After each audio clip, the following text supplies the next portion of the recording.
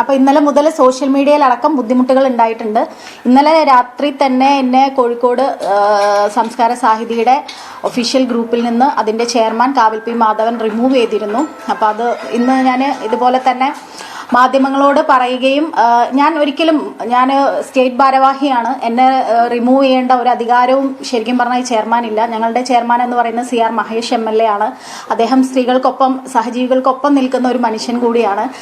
State ഗ്രൂപ്പിൽ ഞാൻ നിലനിൽക്കെ തന്നെ കോഴിക്കോടിൻ്റെ ഗ്രൂപ്പിൽ എന്നെ റിമൂവ് ചെയ്തത് അതൊരു വ്യക്തിപരമായ വിദ്വേഷം തീർക്കുന്നതായിട്ടാണ് എനിക്ക് തോന്നിയത്. അതുകൊണ്ട് തന്നെയാണ് അതിനെക്കുറിച്ച് ചോദിച്ചപ്പോൾ പറയുകയുണ്ടായത്.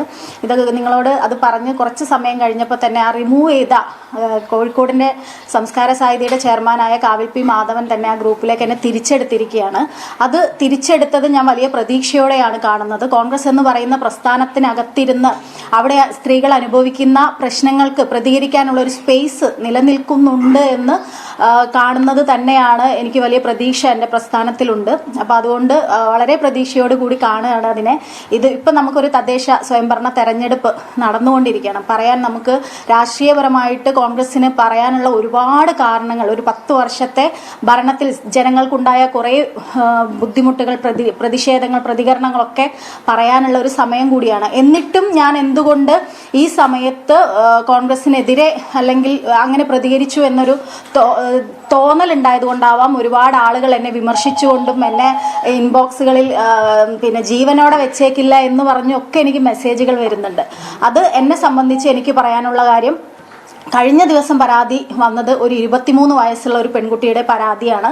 ആ പരാതി എന്ന് പറയുന്നത് അതിന് പിന്നിൽ ഇനിയും ഒരുപാട് പെൺകുട്ടികൾ വരാനുണ്ട് എന്ന് ഞാൻ പ്രതീക്ഷിക്കുന്നുണ്ട്. കാരണം അത്തരത്തിൽ ഒരുപാട് ആളുകളുടെ പ്രശ്നങ്ങളുമായിട്ട് ഈ സോഷ്യൽ മീഡിയയിലുള്ള ഇരകളോട് മോശമായി പെരുമാറുന്നത് കൊണ്ട്, ഇരകളെ അവരുടെ ഐഡന്റിറ്റി വെളിവാക്കുന്ന രീതിയിൽ മുന്നോട്ട് വരുന്ന സൈബർ മീഡിയയിലുള്ള ബുള്ളിയിങ് കൊണ്ടാണ് സ്ത്രീകൾ മുന്നോട്ട് വരാത്തത് എന്നുള്ളത് കൂടിക്കൊണ്ടും, 23 വയസ്സ് എന്നൊക്കെ പറയുമ്പോൾ ചെറിയ പെൺകുട്ടികളാണ്. അത്തരത്തിലുള്ള പെൺകുട്ടികൾ പോലും ബലാത്സംഗത്തിനൊക്കെ ഇരയായി എന്ന് കേൾക്കുമ്പോൾ ഒരു സ്ത്രീ എന്ന രീതിയിൽ ഞാൻ പ്രതികരിക്കേണ്ടത് ഇലക്ഷൻ കഴിഞ്ഞിട്ടാണ്, അല്ലെങ്കിൽ ഇലക്ഷൻ കഴിഞ്ഞിട്ട് അതിനെതിരെ പ്രതികരിക്കാം എന്ന തോന്നലൊന്നും എനിക്കില്ല. എൻ്റെ ഉള്ളിലുള്ള സ്ത്രീ, എൻ്റെ ഉള്ളിലുള്ള അമ്മ ഉറപ്പായിട്ടും അത് പ്രതികരിക്കും. അത് അങ്ങനെ തന്നെയാണ് പ്രതികരിച്ചിട്ടുള്ളത്. ഇതൊക്കെ ഷാഫി പറമ്പിലിന് അറിയാമായിരുന്നു എന്ന് ഞാൻ പറഞ്ഞു. അതിൽ തന്നെ ഞാൻ ഉറച്ചു നിൽക്കുന്നു. ഇനി നിങ്ങളോട് ഞാൻ ഈ വിഷയത്തെക്കുറിച്ച് സംസാരിക്കണമെങ്കിൽ ഞാൻ പറഞ്ഞതിനെ എതിർത്തുകൊണ്ട് ഷാഫി പറമ്പിൽ MP പറയണം, ഷഹനാസ് അങ്ങനെ എന്നോട് പറഞ്ഞിട്ടില്ല, പരാതിയായിട്ട് പറഞ്ഞിട്ടില്ല എന്ന് പറഞ്ഞാൽ അതിനുള്ള മറുപടിയായിട്ട് മാത്രമായിരിക്കും ഞാൻ നിങ്ങളെ കാണുക ഈ വിഷയത്തിൽ.